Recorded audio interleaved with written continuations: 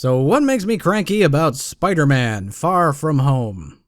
That they really are going to stick with calling Zendaya MJ, thereby making her simultaneously Mary Jane Watson for the purposes of the story, and not Mary Jane Watson whenever it will raise inconvenient questions, like why is the character famous for her red hair, not a redhead at all?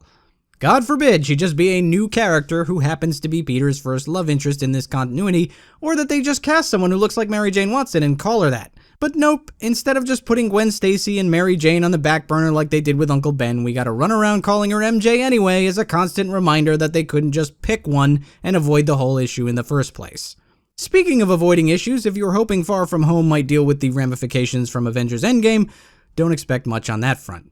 Most of the harrowing implications of such radical changes as half the population getting snapped away and then blinked back into existence 5 years later are hand-waved away with a couple of gags because that's pretty much how this film handles everything. In fact, the single most disappointing thing about Far From Home was how frequently it undermined its own emotional weight with this inconsistent tone. It's as if the writers wanted to do the Spider-Man version of National Lampoon's European Vacation and then found themselves suddenly stuck with being the first movie after Endgame, and thus they had to shoehorn some emotional, cinematic universe type stuff into their silly road trip comedy.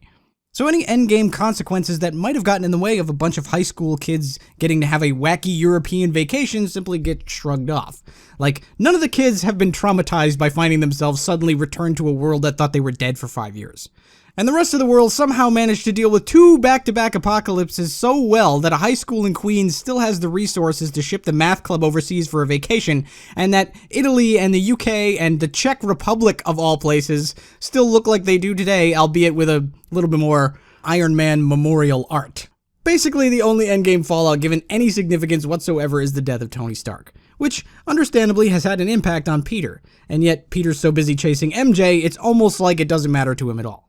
Despite him being told that avoiding his hero duties will lead to the death of everyone on the planet, which presumably includes MJ, he still doesn't want to have anything to do with it just because it will put a wrinkle in his plans to get with her.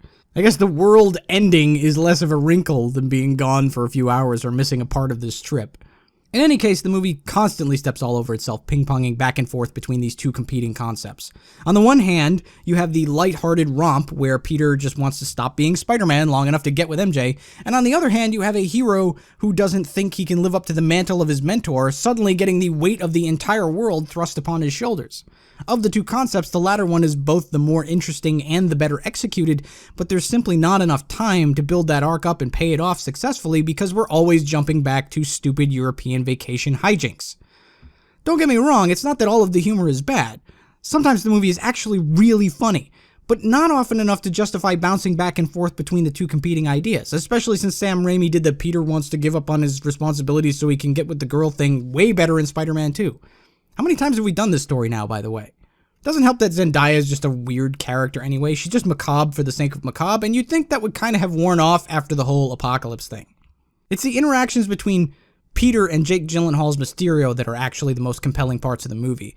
And like with the end of Infinity War, Tom Holland really sells Peter's sense of loss and the crushing weight of a world wanting him to be the next Iron Man.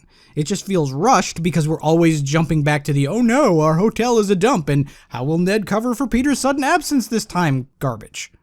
Mysterio is incredibly well realized, by the way. Probably one of Marvel's best translations of quirky character to film yet, especially considering how ridiculous that costume is. This movie should get the costume design Oscar just for making that look good in live action.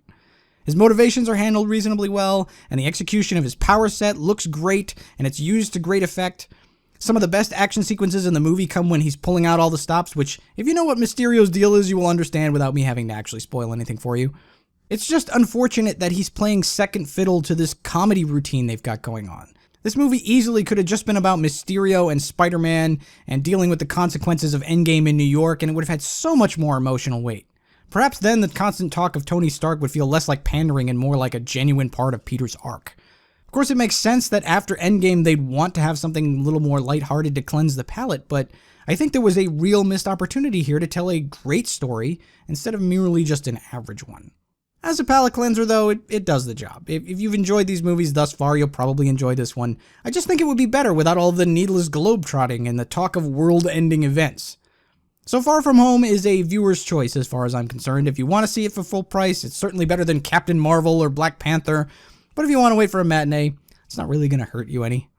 I will say that this movie has the best post-credit stingers of any Marvel movie in a long while. One of them did something so unexpected and wonderful that I actually clapped in the theater, which is something I never do and drives me crazy when other people do it. And the one at the very, very end of the credits does kind of hint at where we're going to go with the next phase of this whole Marvel Universe thing. So, unlike silly drumming ant gags, it's actually worth sticking around for once.